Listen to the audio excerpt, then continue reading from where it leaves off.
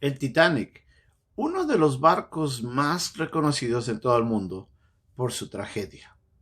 Como ellos mismos, los constructores decían, es un barco que nadie lo va a destruir. Era tan grande que iba a surcar, según ellos, los mares sin ninguna complicación. Lamentablemente, ellos estaban equivocados.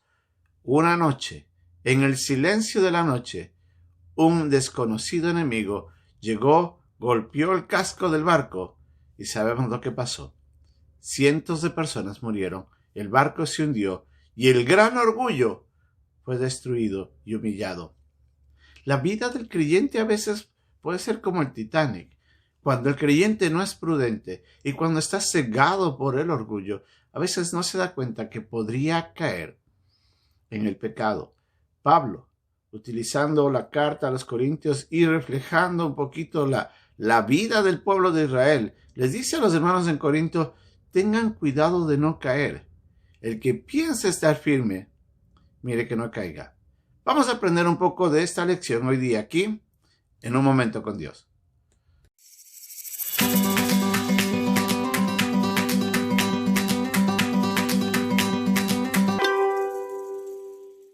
Como vimos en la lección anterior, Pablo había estado utilizando a Israel para llevarles a los hermanos que estaban en la iglesia en Corinto a reflexionar en cómo Israel es un ejemplo de una vida que puede ser, lamentablemente, si nos descuidamos, una vida en la que caemos en el pecado fácilmente. Él les recuerda de que, lamentablemente, era un pueblo que había visto la misericordia y la gracia de Dios, que había visto el poder desplegado, que Él los había sustentado durante el tiempo que estuvieron en el desierto, que Él les guiaba, que Él los protegía. Y aún así, ellos se apartaron de Dios.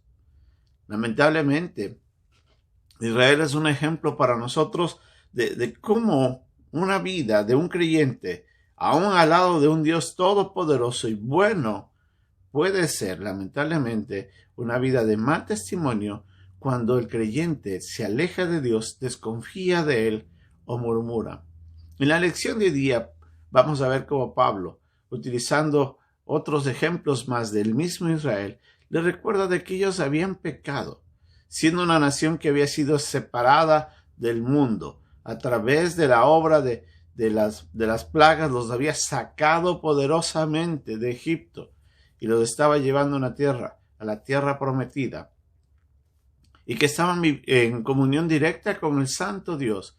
Por aún así, su carnalidad todavía afectaba su vida. Pablo utiliza varios ejemplos.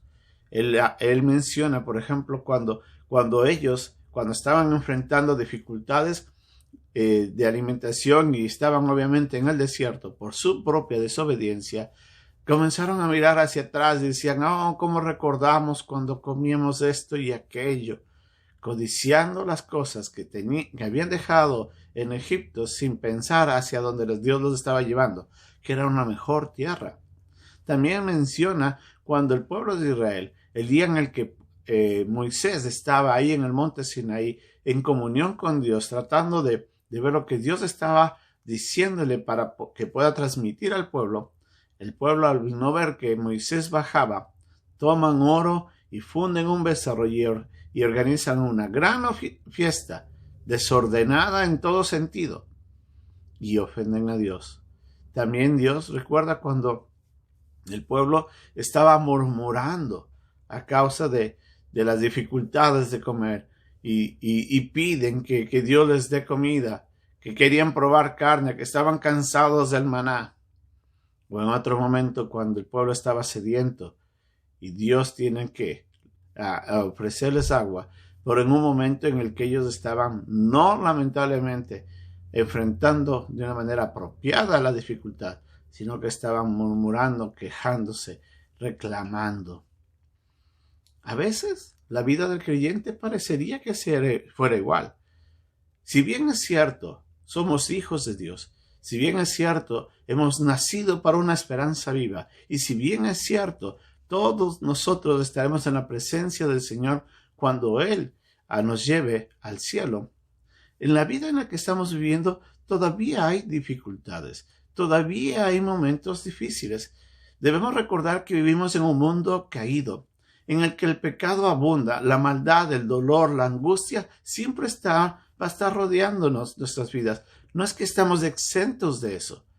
Antes del mismo Señor Jesucristo nos recordaba de que en el mundo tendremos aflicción. Y Pablo también muchas veces recordaba en diferentes escritos a los hermanos, les decía que tenemos que pasar por diferentes pruebas. Pedro lo dice, Santiago también lo decía. Así es de que debemos recordar de que todos nosotros vamos a pasar dificultades. El problema es que cuando las dificultades vienen, a veces cuando son difíciles, vienen también las tentaciones, y es ahí donde nosotros como creyentes tenemos que mirar atentamente para no caer. No olvidemos de que en este mundo, Satanás, el mismo mundo que está rodeado de pecado, y nuestra carne son nuestros peores enemigos. Y ellos siempre van a estar trabajando en contra de la voluntad de Dios, llevándonos a nosotros a ceder a la tentación y caer en pecados y alejarnos de Dios y desobedecer. Dios no quiere que pasemos por ello. Y esta es una carta de advertencia. Y Pablo utiliza a Israel a decirle, miren a Israel, ¿se dan cuenta cómo ellos cayeron una y otra vez? No dejen que eso suceda en sus vidas. Y por eso les alienta y le dice, el que crea estar firme, mire que no caiga. Parece que sería un llamado hacia la humildad y la prudencia del creyente. La humildad debe llevarnos a nosotros a reconocer que somos débiles, que todos podemos pecar, que vivimos en una carne que, aunque el Espíritu Santo mora en nosotros, el pecado también está en nosotros y batalla.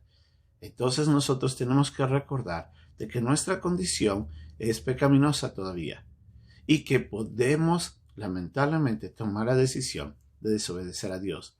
Por eso dice, el que crea estar firme, mire que no caiga. Si usted piensa que está firme, sea prudente. No deje que el orgullo le ciegue y le lleve a creer de que usted no va a fallar.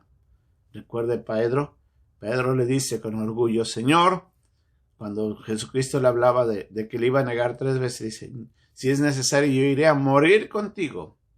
Y lamentablemente Pedro cayó, le negó al Señor.